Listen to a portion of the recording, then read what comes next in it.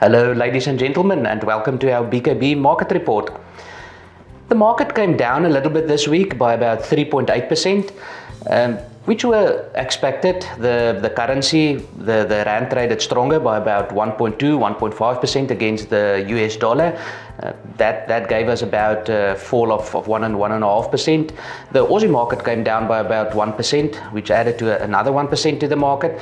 And then we started the week at 4% higher than the Aussie levels. So there was a little bit of market correction as well for us to get back to our traditional 1.5-2% higher than the Aussie levels where we are usually trading.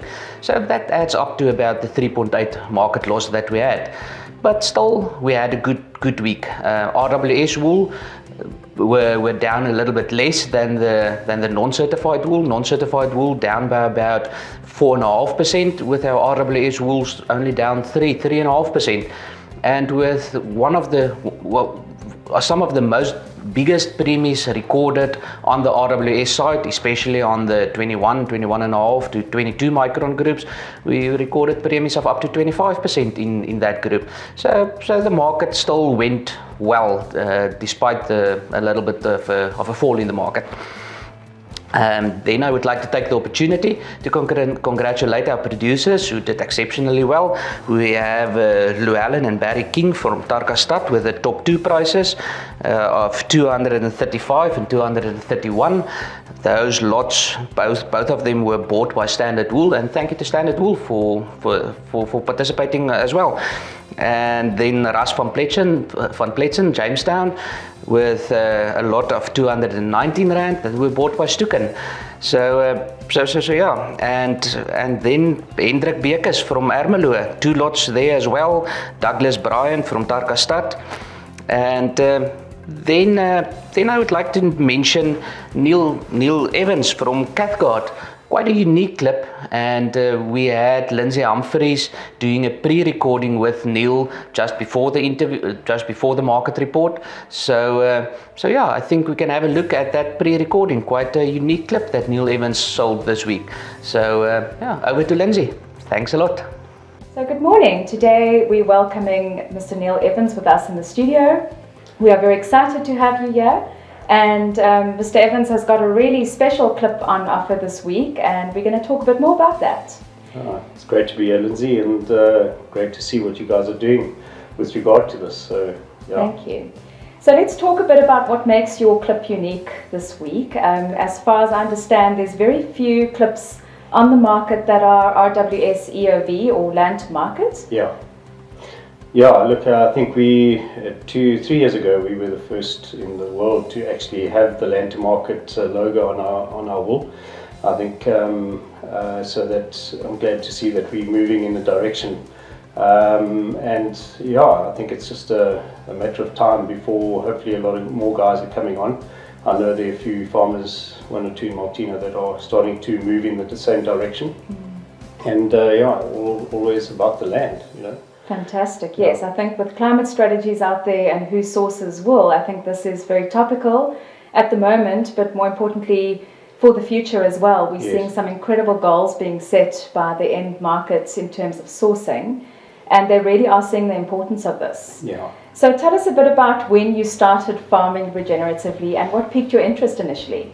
Well, I think it was my wife Robin who was very keen to join up with a study group in Crafternet with Jeff Kingwall and Richard Glennie, and a couple of Piet van Beek and Kobus Olivier, and they said to us, look, if you want to come and join us, you have to do the holistic management course through the Saving Institute at the time. And so we thought, okay, well, let's go and do it. And that was in 1997. And we didn't realize it was going to rock our boat as it did. You know, it really came to a place where I've always loved wildlife and nature conservation. So, and I think when we got the introduction, it really just gelled with what I've always loved. And and then from there, we started implementing it on the farm. You know, and it was quite a tough some decisions we had to make because of we came and brainstormed what we were doing and how we were doing it. And so, yeah, initially it was really tough because you're suddenly doing things different, almost a 180-degree turn to what we've known, you know. And I guess at that stage also unsure about what the impact would be Exactly. or the outcomes. Yeah. And I think with being in the study group, it also gave us confidence to keep going, you know. So absolutely. and then we also joined up with Wallo Curry and them, who were part of our course as a study group as well on top of that. So, and they were all starting off new, and I think from there we just started doing it slowly. We didn't rush into it, and if we knew what we know now, Yes. we would have done things a lot quicker, I think. Absolutely, which is so great for new producers coming in wanting to explore. There's so many learnings, Yes. and you know, the people that have sort of gone before you can sort of guide you and you know, make the process easier. And I think there are a lot of guys out there that have been doing it and have got a lot of knowledge, and Yes. you know, we're still learning. You Yes, know, after all these years, absolutely. every year it brings a new challenge. You know, yeah. So tell us a bit more about land to market. So we hear about, there's a bit of confusion around savoury, land to market, EOV. So tell us a bit about that. Okay, well, Savoury Institute were the ones to really get it going. So the land to market really is about get the consumer to start looking at buying from producers that are ecologically friendly or doing regenerative agriculture, basically. And so it's a full circle solution for regenerative sourcing. And so, you know, it comes back to the farmer who's you know, improving his soil, looking at his biodiversity and ecosystem functions. Yes. And so with that, taking carbon out there, sequestrating it into the soil, and I think so the whole climate change, we're making a difference with regard to that, and at the same time increasing production, increasing the grass cover, Yes. and really getting the consumer to understand that and saying, hey, we need to support these guys. Yes, you know? absolutely. So from my understanding, land to market, if you do some research on it as a consumer, it really does simplify the process, that it's not too complex to understand, but you do understand you're sourcing something that has been farmed responsibly in terms of land management. And then with the ecological outcome verification, Yes. you certified every year, so it's not just a once-off thing. So that would be the measurement tool. Absolutely. Yes. Yeah. So what has this experience been like? And are there times that you've thought, what am I doing? Or have you always believed in it from the first day? And how has that been for you? Well, I think it hasn't been easy. And I say that I've loved every moment of it, but there are times where you want to retract to what you've done in the past, you know, and then you think, well, you know, when especially the times where the livestock wasn't looking good, because suddenly you putting animals into trying to make them eat old grass without the right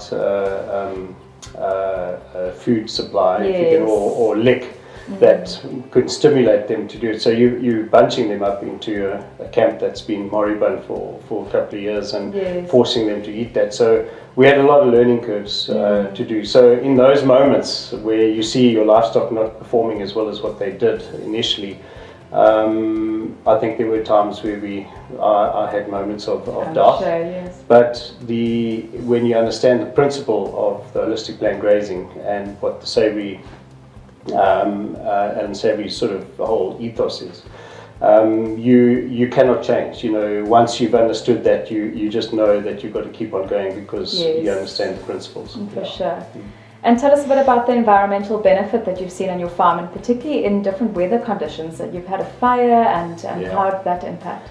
Well, look, I think we had it quite easy to start with, and even though I was very methodical when it came to doing my grazing plans, we've got 2 grazing plans in the holistic plant grazing, where you get your open season or your growing season, your dry season, where you don't get growth.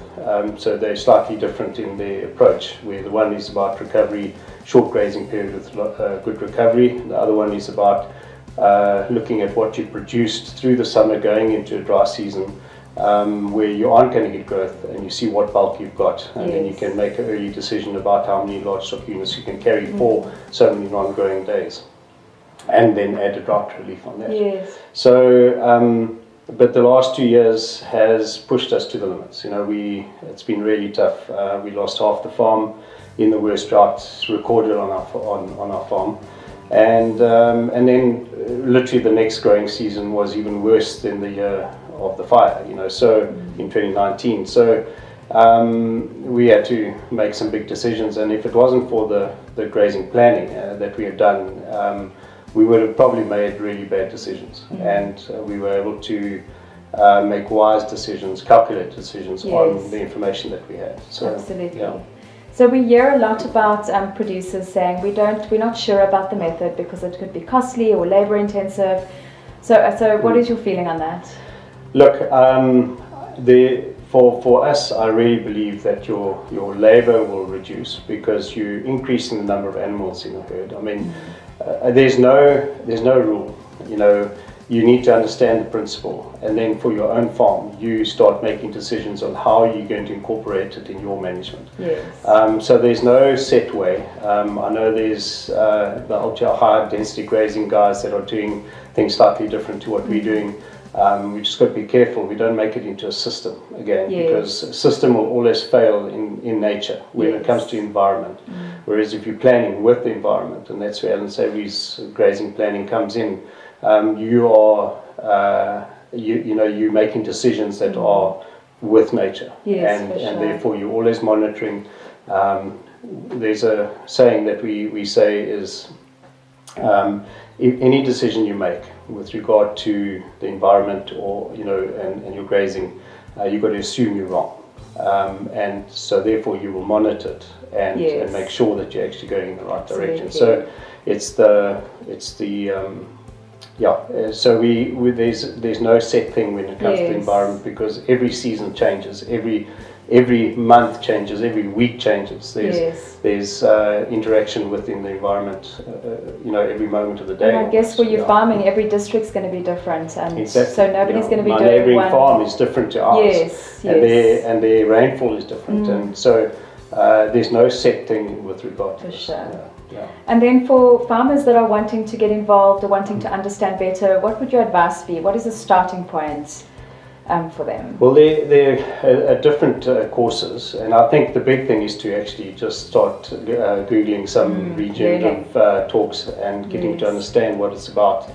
But the Savory Institute, from our side, we've been involved with them for a while now, and the holistic plant grazing is just the most amazing tool that you have to be able to guide you into making the right decisions. And I think one doesn't understand you set your holistic context for your farm and your business with your vision. And so every decision you make, there's the three-legged pot, we call it, where it's financial, social and environmental. And every time you make a decision, those three things have to be considered, so that you're always moving in the right direction in what you've set on your context for your farm. So it's a lot more than just the grazing, and it helps you make the decisions taking you towards your context that you've set. Well, Neil, it's wonderful to have you here with us, and from BKB's side, we're very committed to implementing regenerative farming amongst all of our producers and doing some educational drive around it. So we'll definitely be dialing your number for any advice as we go along.